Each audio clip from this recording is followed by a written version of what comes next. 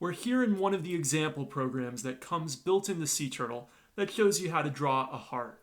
Let's look at it in action. I'm going to set the interval down to 0.01 seconds so it executes in a reasonable amount of time. And we see it draws a heart by drawing a couple diagonal lines and a couple half circles with those diagonal lines. I want to show you two features that can improve the look of the drawing. And then I want to show you how you can share the drawing with other people. One feature is changing the pen size. So before I call heart here, I'm going to call pen size 5. Now the default pen size in SeaTurtle is 1, so 5 is going to indicate that the pen is going to be 5 times as large as the default. In other words, the lines will be thicker, so they might look a little bit better. Let's see what that looks like. Okay, that looks a little bit prettier.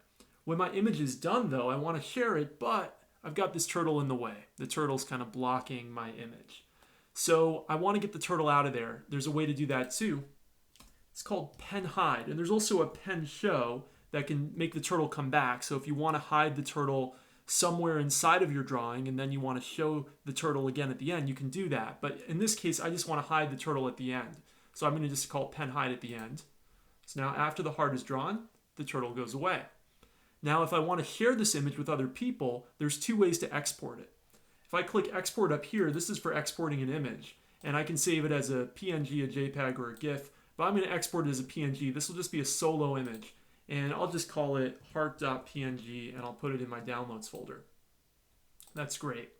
Let's say I also want to export it as a video, as an animated GIF that other people can play on social media or wherever they find interesting. They can send in a text message. I'll call it heartanimated.gif. And I'll save it in the downloads folder.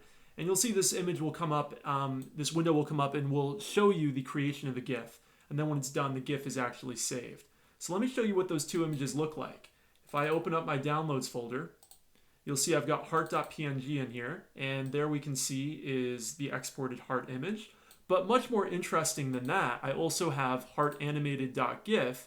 Let me open that up with Firefox, let's say. That happens to know how to play animated GIFs.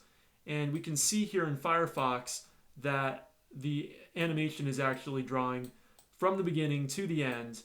And you can set it to repeat or not to repeat in those settings you saw in the pop-up window. But here's a cool little video or animation, if you will, that you can share with your friends on social media or on messages or by email so that they can really know that you cared.